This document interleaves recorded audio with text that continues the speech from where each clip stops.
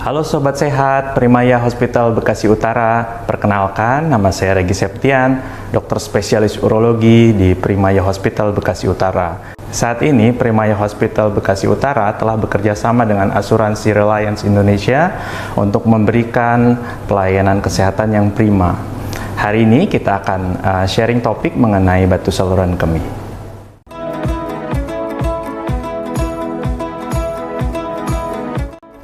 Batu saluran kemih merupakan kasus yang cukup sering dan merupakan kasus 3 besar di poliklinik urologi selain daripada pembesaran prostat jinak maupun infeksi. Untuk kasus batu saluran kemih ini dapat terjadi pada pria maupun wanita, juga pada segala usia baik dewasa maupun muda. Prevalensi sendiri di Indonesia cukup tinggi dikarenakan iklim yang tropis. Selain itu juga faktor yang dapat menyebabkan batu saluran kemih diantaranya adalah genetika dan pola makan serta pola hidup. Saluran kemih itu terdiri dari ginjal yang berfungsi untuk memfiltrasi sisa metabolisme tubuh menjadi bentuk urin untuk kemudian disalurkan ke saluran ureter dan kemudian masuk ke dalam kandung kemih yang ditampung kemudian dikeluarkan melalui saluran uretra.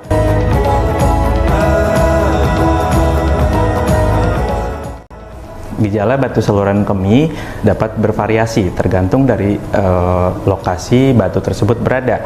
Jika berada di dalam ginjal, maka dapat terasa seperti nyeri pinggang atau pegal. Namun, jika batu tersebut masuk ke dalam saluran ureter dan menyebabkan obstruksi atau penyumbatan, maka gejalanya dapat berupa nyeri kolik. Nyeri kolik itu adalah nyeri pada pinggang kanan atau kiri yang bersifat hebat, hilang timbul, dan sifatnya tajam. Kemudian dapat disertai juga dengan mual dan muntah, kemudian nyeri perut bawah hingga menjalar ke bagian kelamin. Gejala tersebut dapat disertai juga dengan anyang-anyangan ataupun jika batu tersebut masuk ke dalam kandung kemih atau uretra, maka gejalanya dapat berupa nyeri kencing ataupun sulit kencing atau bisa sampai dengan retensi urin atau tidak bisa buang air kecil sama sekali.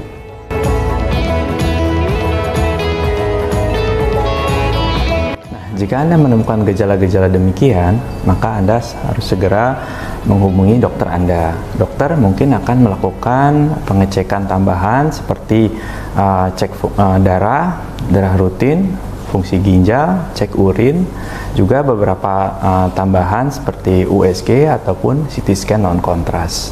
Nah, untuk tata laksana di bidang urologi, batu saluran kemih dibagi menjadi terapi konservatif maupun terapi operatif. Untuk konservatif biasanya diberikan pada kasus-kasus kolik yang ringan ataupun batu ureter diberikan alpha blocker maupun obat nyeri. Sedangkan untuk terapi operatif dilakukan pada batu saluran kemih yang berada di ginjal, misalnya dilakukan ESWL untuk batu-batu berukuran kurang dari 10 mili.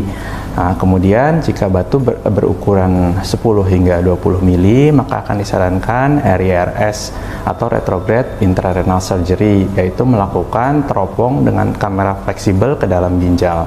Sedangkan untuk batu-batu yang lebih besar, lebih dari 2 cm, ataupun batu yang lebih kompleks, maka disarankan untuk dilakukan PCNL, yaitu memasukkan alat berupa kamera ke dalam ginjal untuk kemudian menghancurkan batu ginjal di dalam.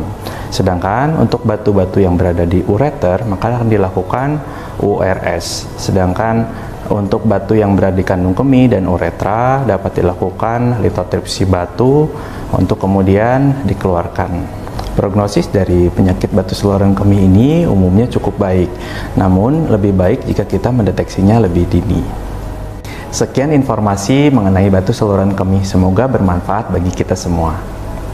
Informasi lebih lanjut, Anda dapat mengunjungi website Primaya Hospital atau YouTube Asuransi Reliance. Jangan lupa jaga kesehatan Anda dan lindungi keluarga Anda dengan proteksi asuransi Reliance Indonesia. Salam Primaya Hospital Bekasi Utara.